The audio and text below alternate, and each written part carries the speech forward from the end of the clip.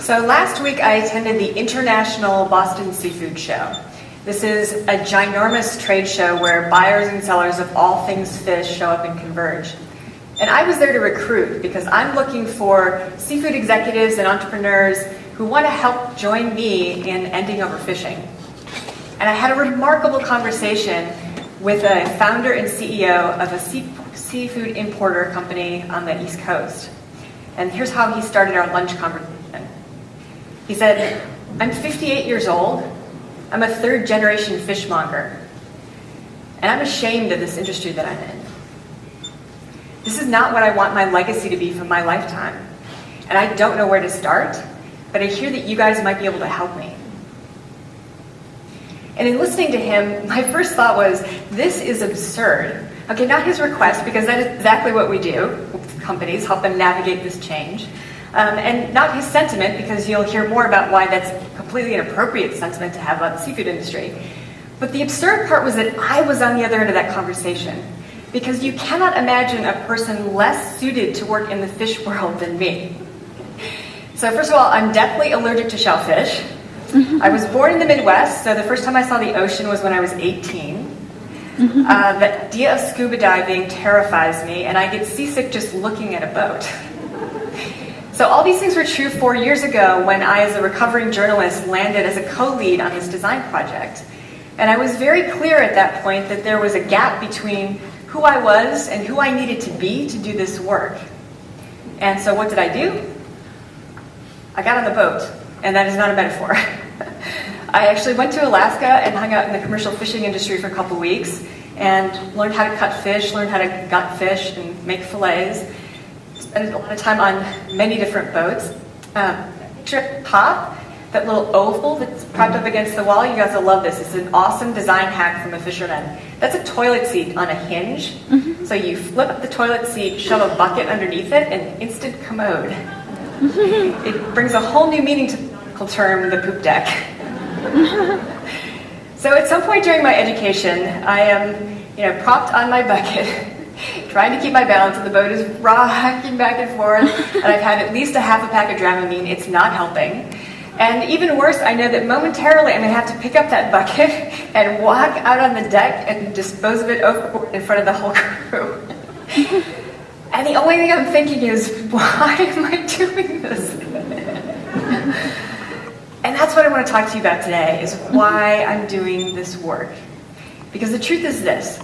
By using applied design, an opportunity revealed itself to me that was so compelling, such a great opportunity to make a difference, that I could not walk away from it. And I wound up basically turning my back on a 10-year plus career as a journalist writing for national publications to become Fish Girl. And what I'd like to do is share a little bit of that journey with you and what I found so compelling that I made that change. So for those of you who don't know, the fish are in trouble. 85% of the world's fisheries are either overfished or fished at maximum capacity. The most dire predictions say that by the year 2050, the whole commercial seafood industry goes away.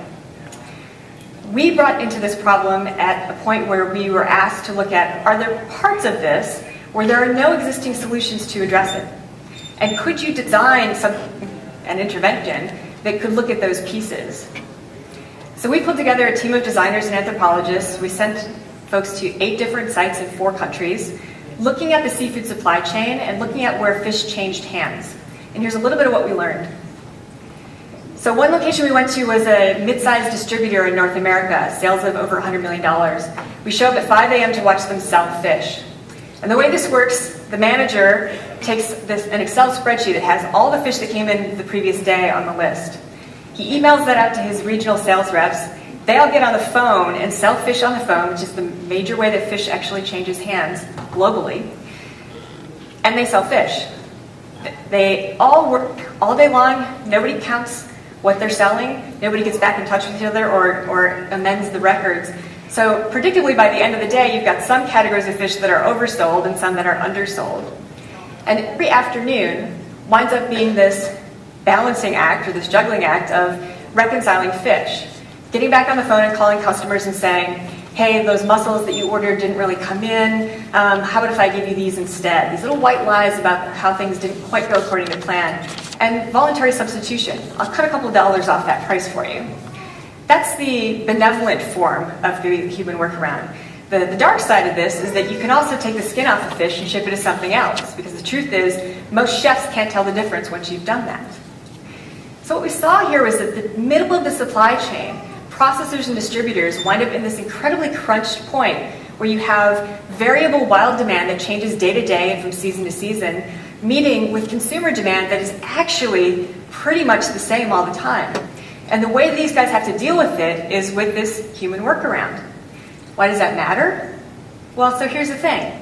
If you want to have that back door open to commit fraud, and you also want to talk your customers into substitutions, and you need to do that on the phone, then you don't want great technology in your company. You don't want a tabulation of all the fish coming into the facility and going out that's going to show that that fish has magically changed species in the process. Right? So what does that mean for the whole supply chain, that you've got these players who are disincented for technology? Well, it looks pretty stark, actually. So there's a big problem of fraud, as you would expect in the seafood supply chain. Between 1/3 and 1/2 of all fish in North America is mislabeled. It isn't the fish you think it is, or didn't come from where you thought it came from. Oceana did a recent study that found that in sushi restaurants there was mislabeling 74% of the time. And red snapper is only red snapper 12% of the time. We have a big problem with illegal fish. So globally, sales of fish is about $98 billion. There's an additional $24 billion of illegal fish that gets into the legit supply chain every year, because it's really easy to hide if you're already in the dark. And then finally, waste is a problem. Not just the bycatch that's catching things you didn't mean to that all die in the process, but once fish gets into the supply chain, 20% of it gets lost before it hits the end consumer. What that means is that processors don't really make their money processing fish. They make their money gambling. What they do is bully the fisher on price and then hope that they lose little enough of the fish that they're still profitable. So you wind up with this weird aggregation of risk in different areas and bullied fishers, and none of it makes much sense. Here's what that lack of technology means for you as a consumer. Those little guides that you want to use to choose the right fish, they're awesome, but what if you don't have the information, or the information's false? It's not empowering you to actually make an accurate, sustainable choice. What we want to see is the data and the fish paired at the outset of when it's caught. And we want to know how that fish is caught and what species it's from and what stock it came from, because you can't know if a fish is sustainable or responsibly harvested unless you have that information. So ideally, you pair it at the beginning, it travels all the way through the supply chain that way. This is what that could enable, right? So right now, responsibly harvested fish is clustered in with commodity fish, mystery fish. You don't know how it was caught, where it came from, whether it's sustainable, any of that. And it gets the same price as commodity fish, which is a problem, because then you're not constructing markets where you're rewarding the behavior that you want to see. What we want to see is that responsible fish tunneling its way up to the top, where you get storied, traceable fish. You know where that fish came from, you know the story of the community where it was fished, you're positive that it actually is a responsible fish. And you can verify all that information is correct. Ideally, you mesh that with what consumers want, which is high quality fish, healthy fish, fish that tastes good, which isn't always the same thing as sustainable fish. You can have a great certified fish, if it's not taken care of in the supply chain, it's not going to taste that good. So this is pretty busted, right? And the problem here is that what we have is a process and behaviors and technology that's based on a legacy of how fish has been bought and sold for generations. And that we haven't had an intervention where someone has built a bridge to bring the industry into modern times. That's part of what we're working on. So we identified over 142 problems in the supply chain in our research phase. These are the big ones, right? We've got design frameworks and strategies on how we're working on all of them. Data doesn't pair with the fish, so that you as a consumer are not empowered to make the right choice. Story doesn't get better price, which means the fisher doesn't get rewarded for fishing sustainably. Middle players are extractive. They have a reason to not want to have technology. Fishers can't access better markets. Fishers offload their fish all at once to one processor, and for that low price.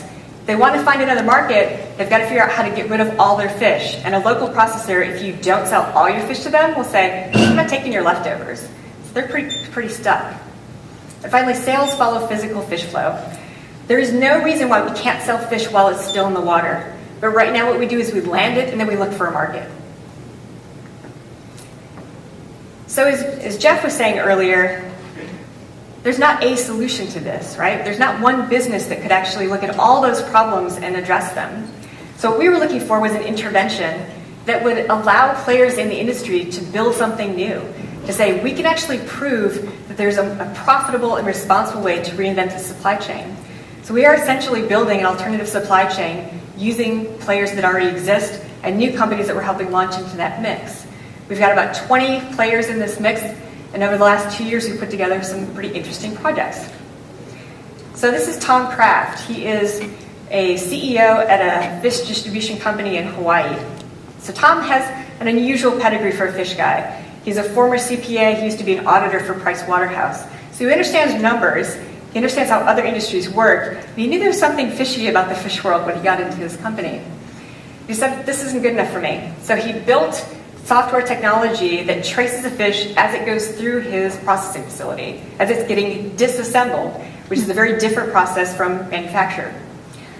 And as a result of building that system, he now saved 80% on his overtime costs and cut his cost of goods by 2%, which in an industry that margins are between 5 and 22%, 2% is pretty good. So he's actually our business case for why, as a middle-of-chain player, you could actually save more money by putting in technology than you can potentially get from having that back door open for fraud. Here's the economic incentive for those players to actually move. So we're working with Tom to commercialize his product and drive it deeper into his supply chain and his partners, including in Vietnam. This is an awesome collaboration between 3 of our co-members. So the guy on the left is Sean Dimon, has a family-owned business that's in New York, and what they do is they work with responsibly harvested fish from small boats, and they put it into white tablecloth restaurants. In the last year, they've expanded. We helped them get some financing. So now they've moved into the frozen market, working with college dining services, and then also making it available to you through their website. Next to him is Jared Auerbach, who's the founder of a company called Red's Best. It's a distributor based in Boston.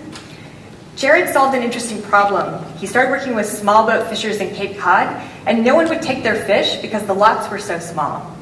Because in New England, when you land a catch of fish, you have to file 12 pieces of paper with the state and federal government, and most catch landings in the world are filed on paper currently. And that was too much work for distributors because it was the same amount of work whether you had 200 pounds of fish or you had 30,000 pounds of fish. So Jared designed a tablet interface so fishers could actually enter their data, and it was digital to begin with. And he's managed to aggregate a lot of great fish that way and get it to good markets. We connected these two so they can actually share technology. So Jared's fish technology is going into the fishers that Sean's working with, and now they're setting up a bridge so they can sell out of each other's inventory. Then we're connecting those two to the guy in the red parka, who is Senior Vice President at EcoTrust. What he's spent the last years doing is gathering together over 50 organizations that are fishing associations or cooperatives of fishers who are looking for better markets for their fish. So the pilot here is selling their fish through alternative channels. And by diverting this fish, here's what the value looks like. Right now, the going rate for rockfish caught in Alaska is 42 cents a pound. Sean pays over $1 a pound for it. So what we're looking at is a significant amount of artisanal fish in the United States being diverted to markets where its value is going to double. We're really concerned with story, and how does story actually start to get value in the marketplace? Guy on the right is guy on the left is a great example. His name is Steve Vilnett. He works for the Maryland Department of Natural Resources. And you may have heard of Maryland blue crab. I hear it's delicious. I've never tried it. I don't want to be in the hospital. But there's a big problem with fraud with Maryland crab. A lot of it that's labeled Maryland crab is not actually Maryland crab. So he started a program with restaurants in the area where the state would certify that they had sourced that crab responsibly and that it was coming from actual Maryland crab sources. And he paid $150 for some baseball caps and placards to go up in the windows at the restaurants. And then he started tweeting about it. And so the idea of eating true blue became something that went viral in the Maryland area. And customers were tweeting about it, restaurants were sharing it, and all of a sudden, sales for authenticated Maryland crab went up 24% that season. That translated into $17 million that remained local to local fishers, local processors, people legitimately selling Maryland crab. Next to him in the apron, Barton Seaver. a former chef and restaurateur. So he made his name with restaurants that were selling sustainable fish and teaching consumers how to eat the fish that came in on the boat, not just the 5 things you know how to like. And we talked to him when he first came to us about what was a different platform. He closed his restaurant and he wanted to be a more powerful advocate and get his story into the supply chain where it could actually affect purchasing. So what we did with him over the last 2 years was find him a home with the New England Aquarium, where he's now a fellow, and get him a position at Harvard, where he's now a lecturer, and he's also on a board of an organization there that's all about healthy planet, healthy people. So he's now in a position to consult to companies like dining services or hospitals and help them change their purchasing. And he's the one to do it because he actually knows not just what kind of fish are sustainable, but how does that look on a menu? How do you do portion size that's actually fitting the economic guidelines for a big purchasing company, right? So his actionable story winds up being a way to shift millions of dollars in sales to a more sustainable market. This is why I got on the boat. My entrepreneurs inspire me every day. And for me, this was a great reason to become Fish Girl.